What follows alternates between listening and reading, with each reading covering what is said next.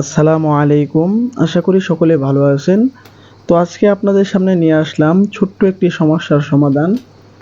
তো Bangla button whole মেশিনের speed কিভাবে বাড়াবেন এই বিষয়ে আজকের এই ভিডিওটি। তো ভিডিওটি না টেনে সম্পূর্ণ দেখলে আপনিও শিখতে পারবেন কিভাবে বাংলা বাটন হোল মেশিনের স্পিড বাড়াবেন।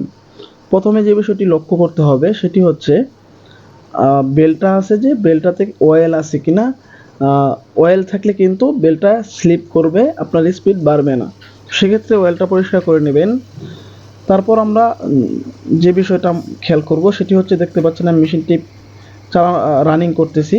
তো রান করা অবস্থায় বেলটি কিন্তু সর্বোচ্চ সামনের দিকে যাওয়ার কথা ছিল, তো সামনের দিকে না যেয়ে অল্প একটু সামনে যাচ্ছে।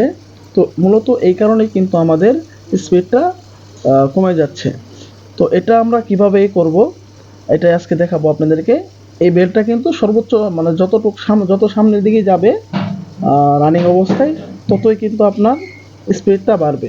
তো এখানে একটা নাট দেখতেছেন, নাটের একটা জাম নাট থাকে, জাম নাটটা আপনারা লুজ দিয়ে এই নাটটাকে টাইট করলে কিন্তু আপনারা বেলটা সামনের দিকে নিতে পারবেন। তো এইভাবে হালকা হালকা ঘোরাবেন আর মেশিনটাকে চালিয়ে দেখবেন যে আপনার কতটুকু স্পিড দরকার। তো এখানে কিন্তু আপনারা এখান থেকে কিন্তু স্পিডটা বাড়িয়ে নিতে পারবেন। অল্প অল্প করে ঘোরাবেন এবং মেশিনটা রান করে দেখবেন যে আপনার কতটুকু স্পিড দরকার। যদি আপনার পরিমাণ মতো হয়ে যায় তাহলে আপনারা আবার এই জাম নাটটাকে টাইট করে দিবেন ভালো করে।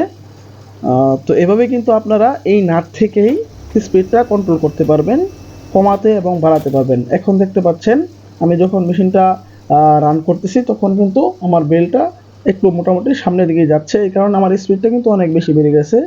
তো এই দেখতে পাচ্ছেন। তো এখান থেকে কিন্তু আপনারা অল্প একটু স্পিড বাড়াতে পারবেন বেলটা টাইট দেওয়ার মাধ্যমে।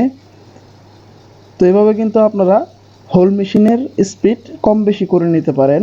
তো ভিডিওটি যদি আপনার কাছে ভালো লেগে থাকে ভিডিওটিতে একটি লাইক করবেন, শেয়ার করবেন, আর এরকম ভিডিও পেতে আমার চ্যানেলটিকে সাবস্ক্রাইব করে পাশে থাকা বেল বাটনটি অন করে রাখবেন।